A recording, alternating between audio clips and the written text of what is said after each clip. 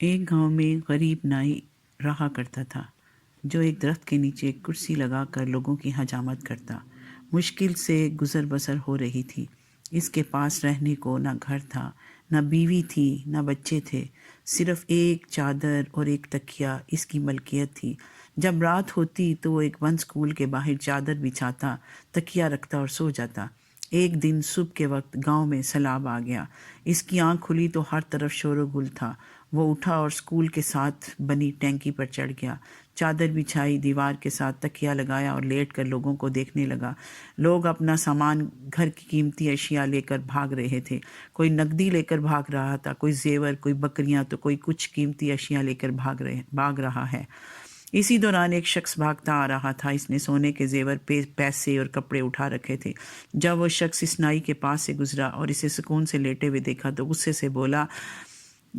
سے بولا، ہماری ہر چیز اجڑ گئی ہے اور تم یہاں سکون سے سو رہے ہو۔ یہ سن کر نائی بولا، آج تو غربت کا اصل مزہ آیا ہے۔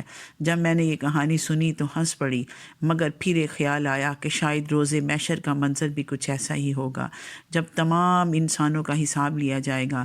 ایک طرف غریبوں کا حساب ہو رہا ہوگا اور وقت کی روٹی، کپڑا، حقوق اللہ، حقوق العباد، ایک طرف امیروں کا حساب ہو رہا ہوگا، پلازے، دکانیں، فیکٹریاں، گاڑیاں، بنگلے، سونا اور زیورات، ملازم، پیسہ، حلال حرام، عیش و آرام، زکوٰۃ، حقوق اللہ، حقوق العباد، اتنی چیزوں کا حساب کتاب دیتے ہوئے پسینے سے شرابور اور خوف سے تھر تھر کانپ رہے ہوں گے۔ تب شاید اسی نائی کی طرح غریب ان امیروں کو دیکھ رہے ہوں گے اور ان کے چہرے پر ایک عجیب سا سکون، اور شاید دل ہی دل میں کہہ رہے ہوں گے کہ آج آیا غربت کا مزہ۔